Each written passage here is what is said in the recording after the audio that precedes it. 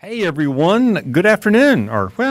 Good morning. Morning, Good afternoon, I don't know. Yeah, whatever. Folks are watching on the Cold East and Coast. rainy outside. I just took my dog out for a walk, and it was kind of cold and yucky outside.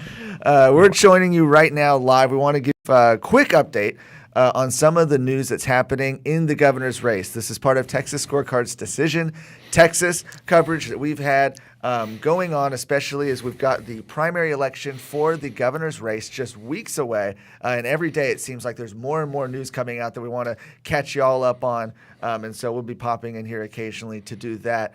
But our first story we wanted to talk a little bit about with y'all and share is some news coming out of Tarrant County this weekend. Now, Tarrant County is the largest, would be considered kind of the largest red county in Texas. Yeah, or at least one of the three largest. Sure. Yeah. And that over the weekend, the Tarrant County Candidate Fair was held in Hearst, up in Tarrant County. This is an opportunity. And this is something they do regularly. It's every 2 years they will have these candidate fairs. Every election. I know I've been to, I think, one or two of these events up there. It's really an interesting thing. Usually you have a lot of the candidates come up from governor down to state representative, and they get to meet and greet voters, and then the whole event sort of culminates in this straw poll. Right. They also get a pretty good cross-section of the Republican Party. I wouldn't say it leans super, it's not, all just conservative Tea Party organizations. It's not all establishment. It's actually a pretty good mix.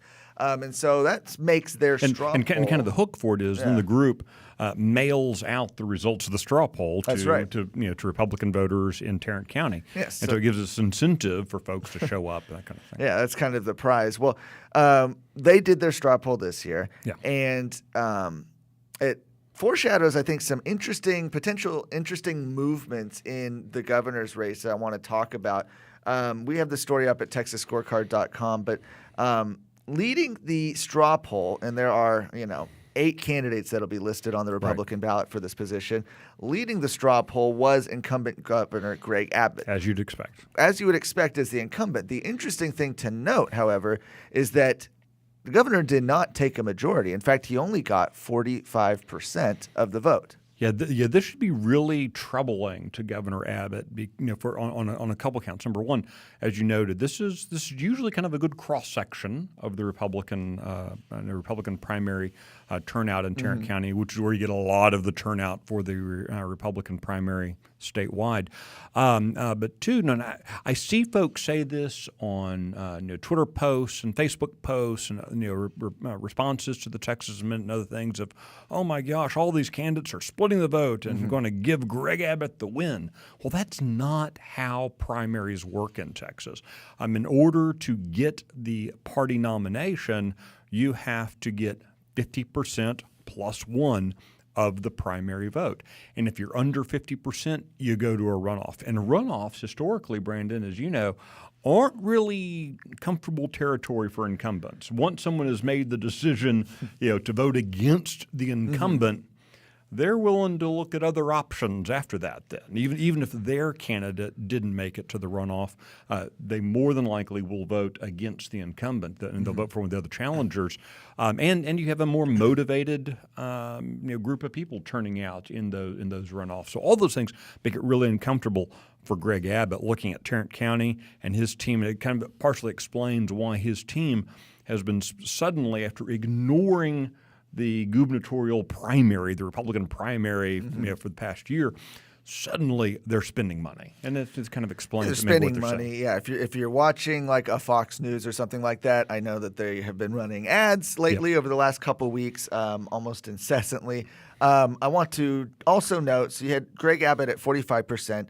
Coming in second place was Alan West, a former Republican Party of Texas chairman, with 25%. Don Huffines, former state senator, at 21%, and then the rest of the candidates had about 1 or 2% among them spread out there. And so interesting to see how that race is shaping up. But, you pointed out he's starting to take this race seriously. And one of the pivots we've seen from the governor, specifically I'm thinking of the TV ad that's playing now, has been to the border. And the border and border insecurity has been an issue that he's been really, really hit on by his opponents. Well, I think you have to be just very honest. We talk about Greg Abbott Abbott's record at the border in that, he ignored the issue for, going on 7 years, almost 7 years. He just kind of ignored it. He did other things.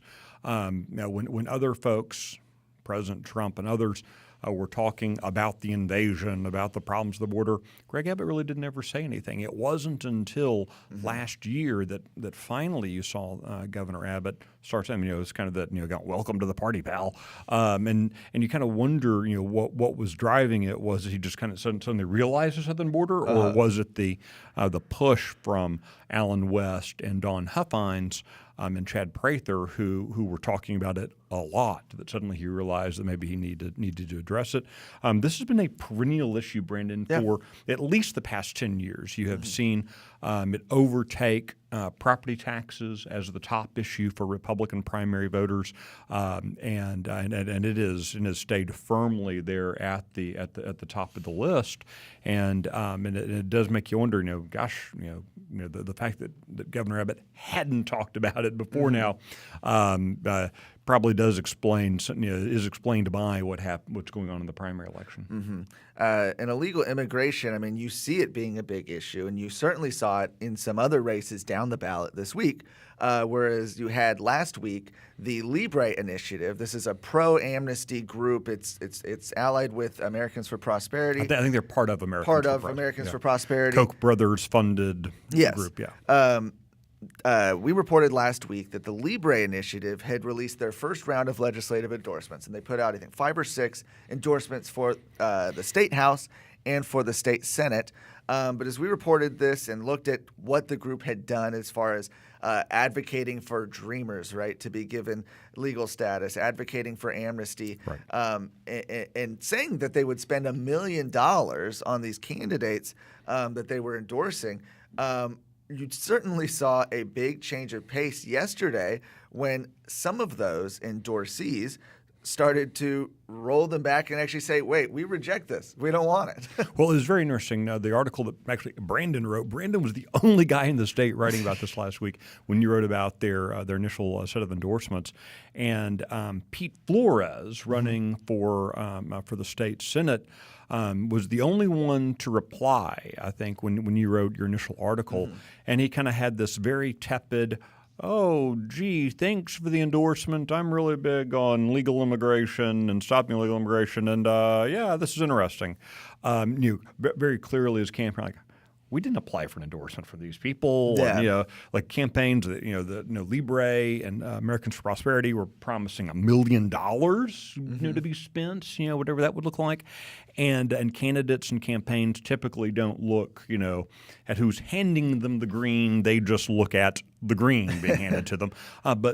So it was really big then yesterday when we started seeing Pete Flores and Mays Middleton and a couple of these other cats running for the state senate pop out and say, I don't want it. I don't want the endorsement. You can keep the endorsement. Yeah, you had Pete Flores, you had Mays Middleton, and you had Tan Parker as well. All 3 of them being the group's Senate endorsement, certainly leading some speculation to if potentially Lieutenant Governor Dan Patrick had a role to play in it. But tying it back to everything, again, this is just, I think, another example of an issue we're seeing where, conservatives, even lawmakers, are having to distance themselves from some of these goings-on in the statewide, and yet the Governor Abbott has been silent on this group. Well, and let's be real clear. Libre Initiative, Americans for Prosperity, these aren't Texas groups. No. These are out-of-state groups, either D.C. Beltway groups, many of whom have very overlapping support bases and donor bases as Governor Abbott. You can look at Governor Abbott's list of donors and you see a lot of folks who give money to Libre and a lot of folks give money to for Americans for Prosperity, and the governor hasn't said anything about this. The governor hasn't said a word. Now, look, I guess on the one hand, the governor could say, well, hey, they didn't endorse me, so why should I say anything? On the other hand, again, this is an out-of-state group coming in, and it was really funny. Late yesterday, Libre put out a statement saying, well, fine, we're withdrawing our endorsement. Oh, that'll yeah, show 'em. yeah. They already rejected it. You Yeah. can't reject what you can't take back what they already rejected. We didn't want to endorse you anyway. Yeah, we don't anyway. Sound like my kids when they were young. But then they doubled down. I was kind of expecting them to say, "Oh, well, our position's been mischaracterized." No, they doubled down on amnesty. Yeah. They doubled down on border insecurity. They doubled down on all of that stuff, and it seemed like a perfect opportunity for a governor who has had charitably a spotty record on the issue, for the governor to step up and say, I really don't want these folks here. I don't think that it's appropriate for these folks here. Instead, the governor has said nothing. And at a time when when allegedly the governor is trying to push harder for Texas to push back against the federal stuff, he needs a state senate that is going to be strong with border security if he's really kind of come to that position. And instead, his silence is pretty deafening. Is it that he doesn't want to offend these big dollar out-of-state donors? Is it because he doesn't want to offend some of the big dollar in-state donors that he shares with them? But it seems like the governor should be taking a position on this because there are going to be other candidates who might be, unlike Mays Middleton and Pete Flores and Tan Parker, who are all pretty agile fundraisers. Whatever else might say about them, Mays Middleton, strong conservative, Tan Parker, Pete Flores, won't really know. But all of them have done a good job with fundraising. And there may be other candidates who might be drawn into this web in part because they need the money. Again, campaigns need money to operate. Yes. So Governor Abbott could help them by speaking out. The fact that he hasn't is telling. Yeah, the other candidates, just so folks can know, you've got Adam Blanchard, who was endorsed by them in House District 122 in Bexar County. Laura Hill. You said, yeah. So this Adam Blanchard cat, very fascinating fellow. This guy contributed money and had a fundraiser for a Democrat there in Bexar County, Democrat state rep, who was among those who left the state over election integrity. So Adam Blanchard, it's you almost get the sense that maybe this guy filed in the wrong primary or something. I don't know. Very, very odd. So we haven't heard from him. He has not rejected it. Neither is Laura Hill in South Lake, Hayden Paget in Collin County, and Kronda Timich in, I think that's HE 65. I believe that's Denton County. So still time. We'll see if they reject it as well. Maybe they're hoping that the $1 million, right, as the pool gets smaller, their share might increase. But speaking of endorsements, I do want to hit this before we go, which is despite being in a contentious primary of his own, certainly one that we've been talking about, the governor is taking the time to go wade into some of these other legislative races and some of these competitive races, and specifically races where incumbent lawmakers are being challenged by people to their right. They're being challenged because they were not conservative enough. And I think there's no better example than just this morning. Governor Greg Abbott announced his endorsement of State Representative Kyle Cassell.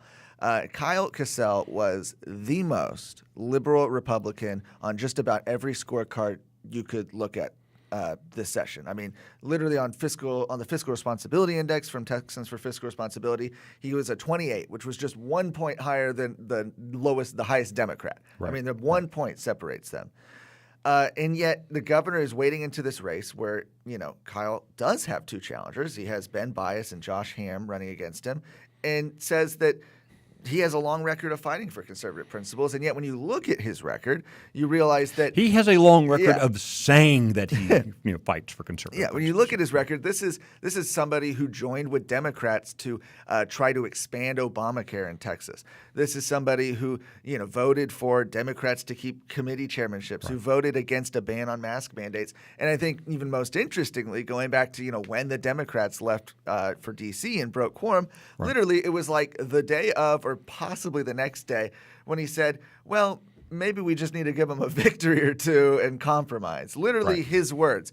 Yeah. And so my question for you, Michael, is given all this baggage with Kyle Cassell, who, by the way, his district has been redrawn. A lot of that district's new to him. So this really is a competitive race, I think. Given all of that, why would the governor decide to wade into this? Yeah, and let's all be clear.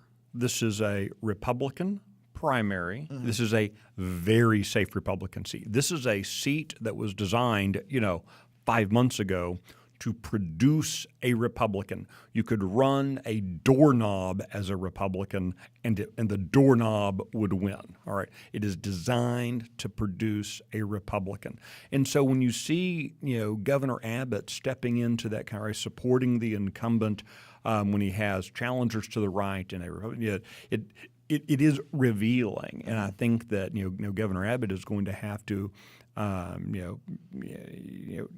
come to grips with, what kind of Texas legislature does he want? Does he want a Texas legislature full of guys like Kyle Kassell who are, mostly indistinguishable from Democrats, or does he want a legislature that fights for strong borders and low taxes and fair elections, go down the line. And with his endorsements, the governor is kind of signaling to us the kind of legislature he wants, which is one that looks more like Kyle Kassell than it does, say, like a Brian Slayton or a Kyle Biederman or a Tony Tinderholt, who have been strong conservative standouts. Absolutely. So those were just a few of the stories we wanted, again, to catch you up on. If you follow along at TexasScorecard.com, we've got our Decision Texas section up there where we're following all of the stuff related to the gubernatorial primary, which is hard to believe, but it's literally just weeks away now. February 14th is early voting. Election Day is March 1st. And we'll keep bringing you occasional updates here on Facebook Live as well. For right now, thanks for joining us. Have a great afternoon.